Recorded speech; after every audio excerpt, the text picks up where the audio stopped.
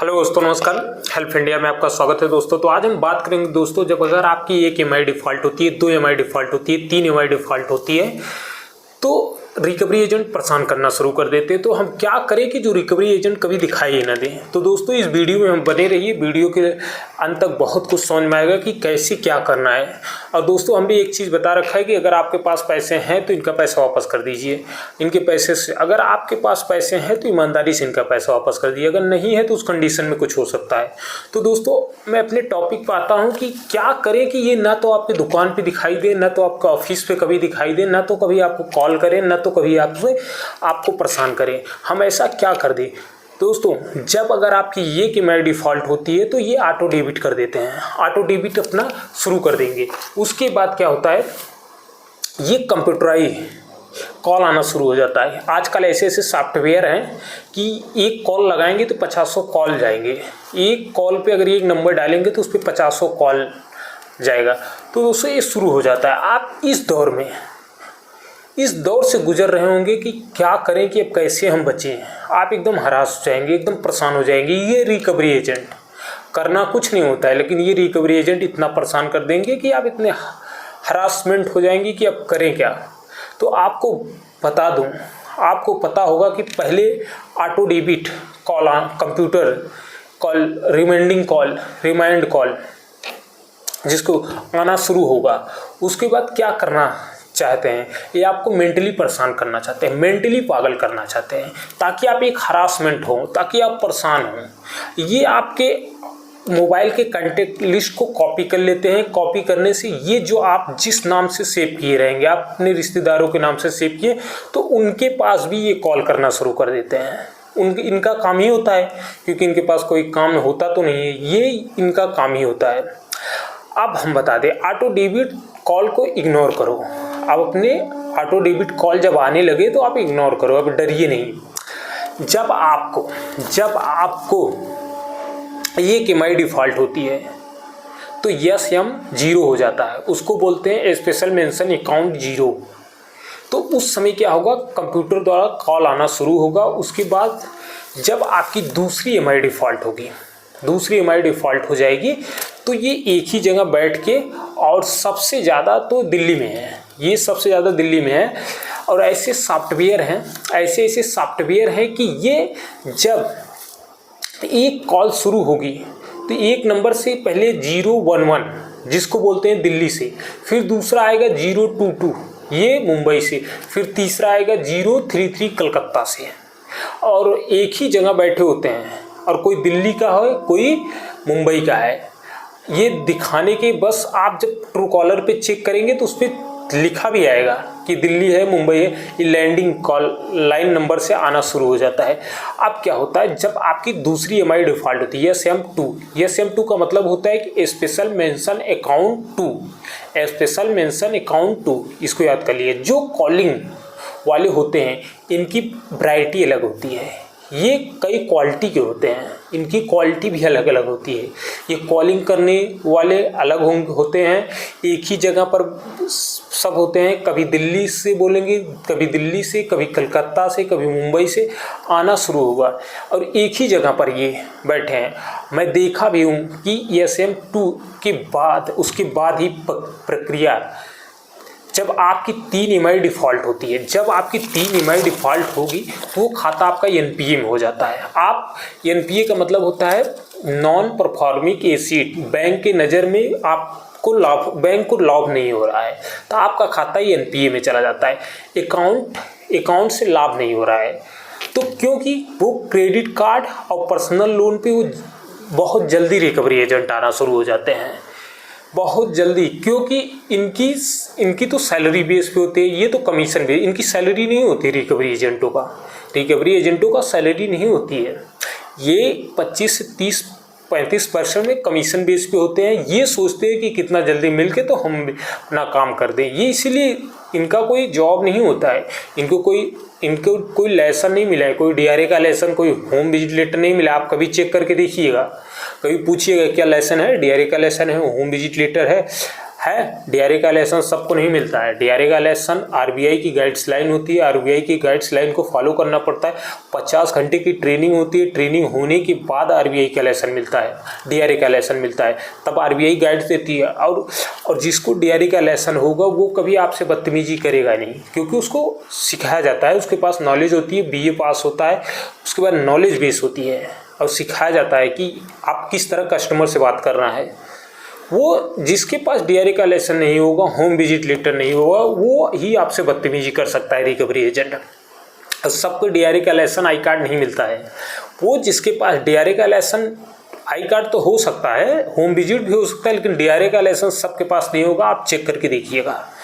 और कभी भी रिकवरी एजेंट आते हैं, आपको उनसे 4 चीज़ मांगना है: डीआरए का लाइसेंस, होम विजिट लेटर। तो अगर है तो उनसे बात करिए, अगर नहीं है तो उनसे बात नहीं करना। अगर आई कार्ड, डीआरए का लाइसेंस, होम विजिट लेटर है तो वो आप देखिए, पढ़िए, क्या आप जिस बैंक से लोन लिए हैं क्या उसी बैंक से है, किसी दूसरे बैंक से तो नहीं है। अगर वो बोलते हैं मैं थर्ड पार्टी से हूँ तो बोलिए कि वो अथराइजेशन लेटर तो दिए होंगे ना। हमारी बैंक जब आपको अथराइज की है तो अथराइजेशन लेटर भी तो दी होगी। आप ऐसे कैसे आ सकते हैं? आप चोर हो, आप क्या हो, आपको मैं कैसे जान सकता हूँ?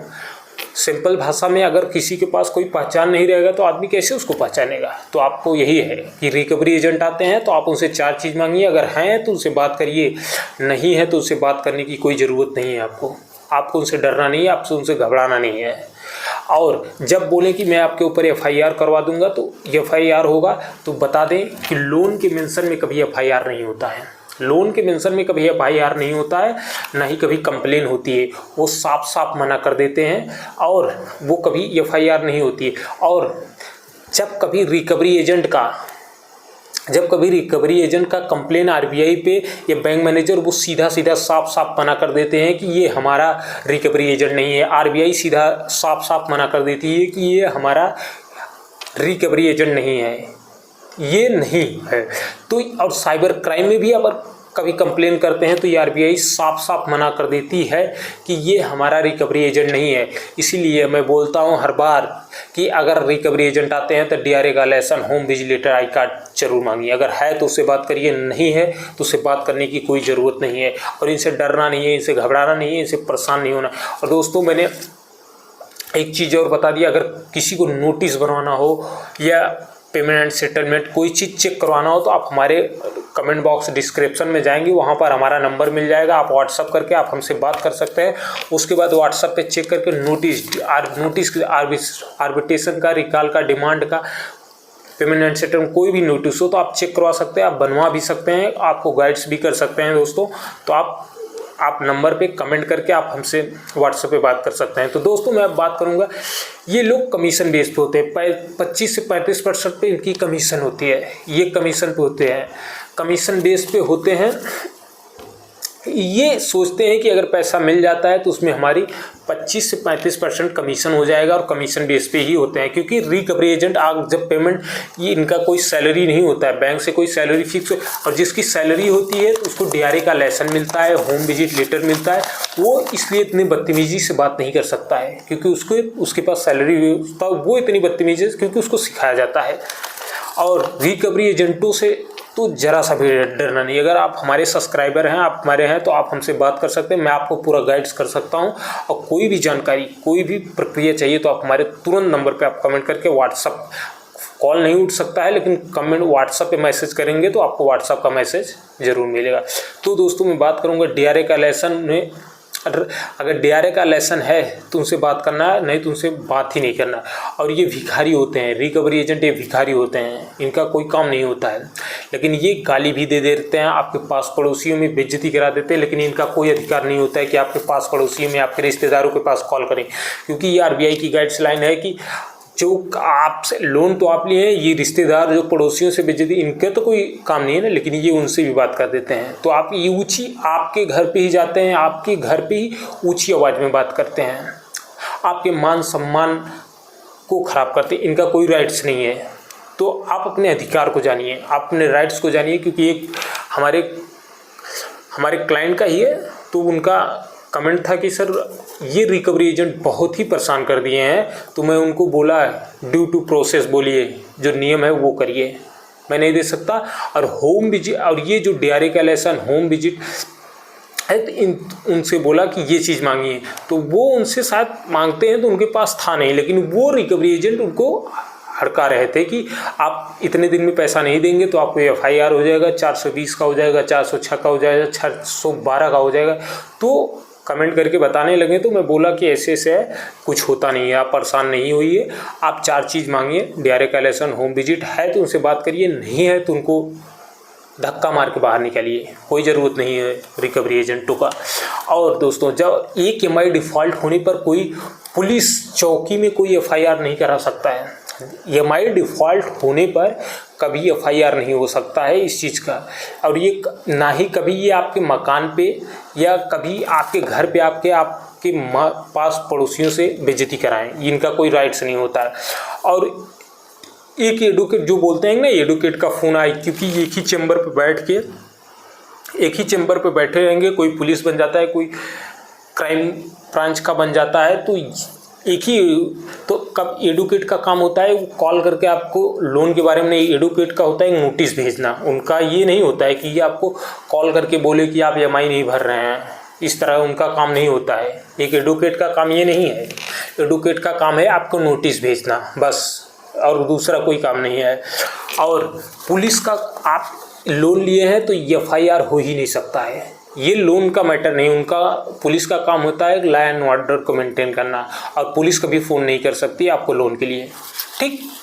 और ये एक ही बेंच पे बैठेंगे, बोलेंगे मैं क्राइम ब्रांच से पुलिस ब्रांच, और जब ट्रू कॉलर पे आप चेक करेंगे तो उस ट्रू कॉलर पे लिखा भी रहेगा कि ये क्राइम ब्रांच से इंस्पेक्टर बोल रहे हैं। ये सब फर्जी हैं, इनसे मत डरिए। और बोलते हैं कि आप लोन नहीं जमा करेंगे तो आपको इतने दिन में FIR हो जाएगा, तो उनसे बोलिए अगर है तो दम करके दिखाओ FIR, अगर है तो दम करके दिखाओ FIR। रिकवरी एजेंटों से बोलो, और इनसे डरना नहीं है, इनसे घबराना नहीं है, इनसे जरा सा भी डरना नहीं है दोस्तों। तो मैं अपनी बातों को दोस्तों, किसको नोटिस बनवाना हो आर्बिट्रेशन का, रिकॉल का, डिमांड का, किसी भी प्रकार का नोटिस अगर आपको चाहिए तो आप हमारे कमेंट बॉक्स में मैसेज करेंगे, तो मैं आपको, आप हमारे WhatsApp पे मैसेज करेंगे, आपको डिस्क्रिप्शन में नंबर मिल जाएगा, उसके बाद आप WhatsApp पे मैसेज करके बनवा सकते हैं। तो दोस्तों, और चैनल को लाइक शेयर सब्सक्राइब कर दिया करिए। तो दोस्तों, मैं अपने बातों को यहीं पे समाप्त करता हूँ। जय हिंद, जय भारत।